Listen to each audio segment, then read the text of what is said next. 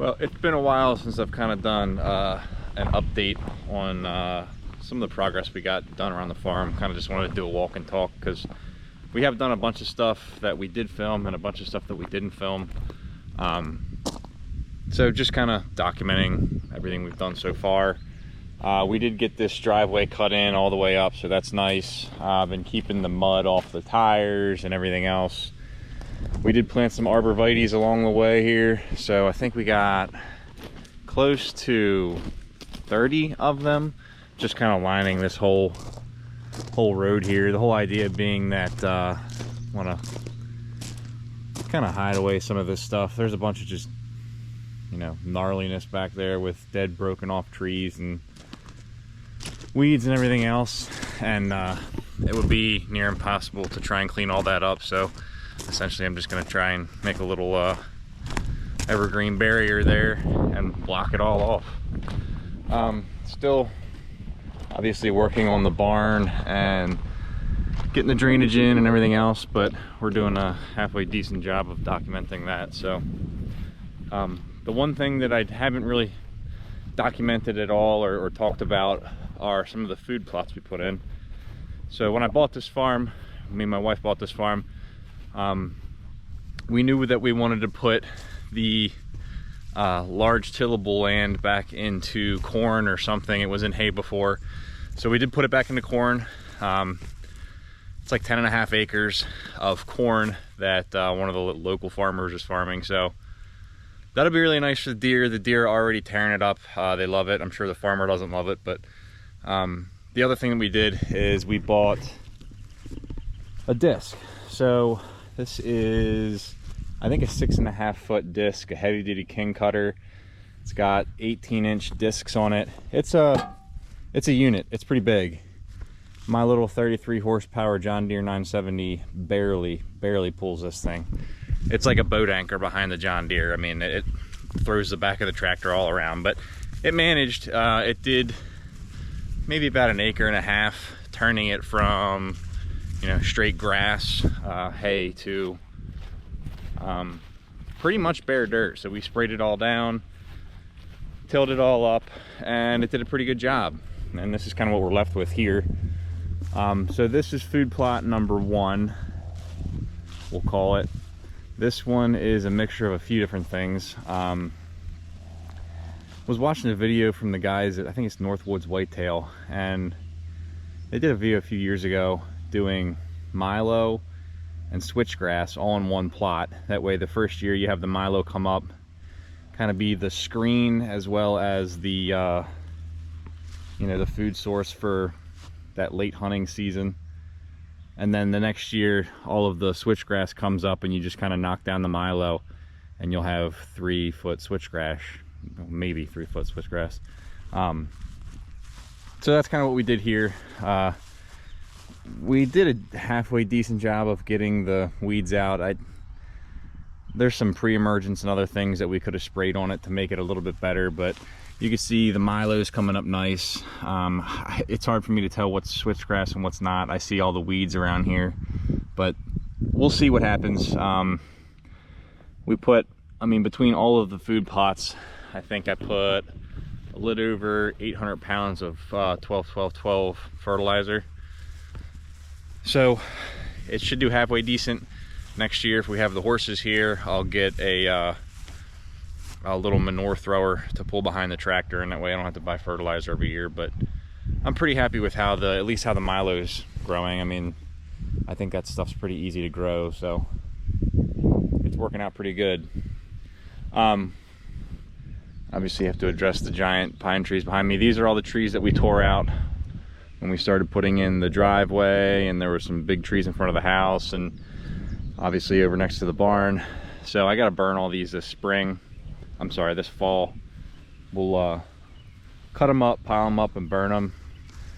Have all the arborvitae. So I think I bought another 500 of these this year, some yearlings. I potted around 150 and sold the rest. So these are all these year's potted plants. They're starting to look a little brown at the bottom, so maybe get them some water. They got moisture. Yeah, so next year we're gonna plant all these around the field, basically just be field liners. One for windbreak, but also for privacy. We're tucked back in here pretty well, so it's not like privacy is an issue, but for the deer and everything else, it can be seen from the road, and I'm just trying to block the view a little bit more so that, one, I can sneak around here during hunting season, use the trees as cover to get to stands and blinds and everything else, but it's also a good windbreak and just kind of breaks up the farms a little bit, because obviously we back up to other fields and it's nice to have kind of like a privacy break. So we'll walk up to the top of this field and look at the other food plot we have up here. So this is food plot number 2. This one is a mixture of chicory and clover, a whole lot of different types of clover, and it came up pretty weedy. You can see, I think this is milkweed. This is just, it's everywhere. But they're still out here hammering it. We actually have a bunch of turkeys that are using this plot more than anything else, probably 2 or 3, which is nice to see, because just haven't seen a lot of turkeys around here over the past couple of years. So it looks pretty good. I did some clover up there as well, and then planted some pine trees. I think there's like 10 pine trees that are tucked back in here. They're all relatively small, but so this plot, you know, they're hitting it. They're not hitting it as hard. It's still early season, so once we get a little bit further in, and especially into, you know, fall, I expect them to hit this a little bit harder once all the corn has been harvested and everything else. So yeah, this is plot number 2. This is eventually going to be, I don't know what. So there's obviously going to be a riding arena in the middle of this. The wife wants to put that out here, so kind of right where the dog's walking is probably where it's going to end. And then I don't really know what I'm going to do with the rest of it.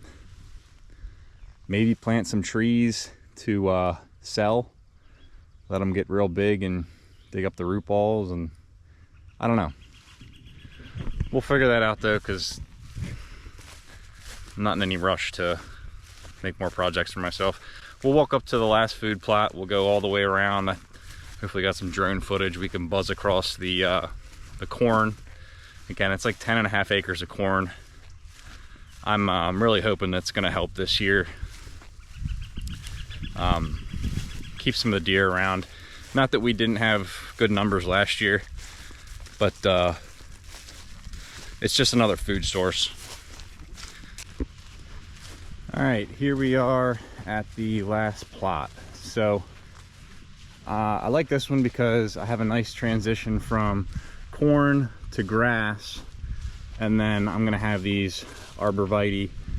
I have them all the way up and all the way down. Oh, there's a turkey. Huh. Good to see the turkeys around. So this is the same thing. This is a mix of chicory and clover. You see I have these arborvitae here staggered. So the bigger ones, those are 2nd year trees, and then the little yearlings in the front. A couple of years, that should make a nice little screen. Same thing with this one. The milkweed came up pretty thick. Not loving that. Still have a ton of weeds in this one. There's a decent amount of food as well, so it's not a horrible thing, but we'll have to figure out a way next year. I may have to do, I don't know if it's a pre-emergent or what you got to do to keep the weeds down. But once these trees grow up nice, I'll be able to walk up and down here without really spooking anything. Obviously in the plot they'd spook, but in the wood line and further back in the woods, I can get up in here if I have a ground blind or tree stand or whatever else. It'll be nice. And then we have the top of the food plot up here. I haven't really done anything with this. After they finished logging it, they came through and spread a bunch of grass seed. which is great because it keeps all the erosion down. But I haven't mowed it, and you can see it's getting a little out of hand. I also planted a bunch of trees back here. You can see this guy is obviously dead. Oh, there goes that turkey. Didn't mean to spook it off that bunch, but you know, that's not great. There's another one over here. So I planted, I think, 80 trees, pine trees in here, trying to thicken this up. We'll see how many make it. They were conservation trees, so I think I got them like $2 a pop. Pretty cheap. But you can see we still have a lot of lumber on the ground. I haven't touched any of it yet. Been pretty busy, so hopefully this fall I can find a few standing dead trees. What you're thinking, why would you cut down dead trees when you have all of this timber on the ground already? I have all this timber is not going to be able to be burnt this year, so it's too wet still. You just missed the turkey, bud.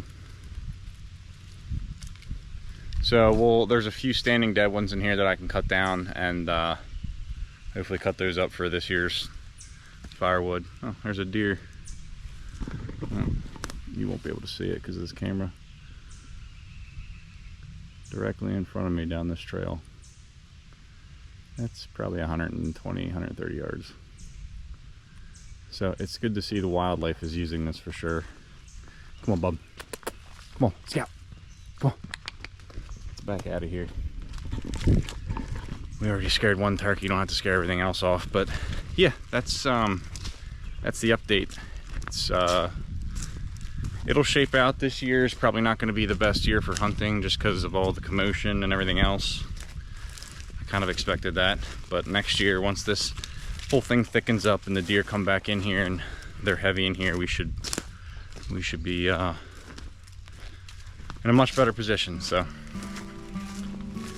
that's it for now. Just trying to document everything else that happens as we go. Check you later.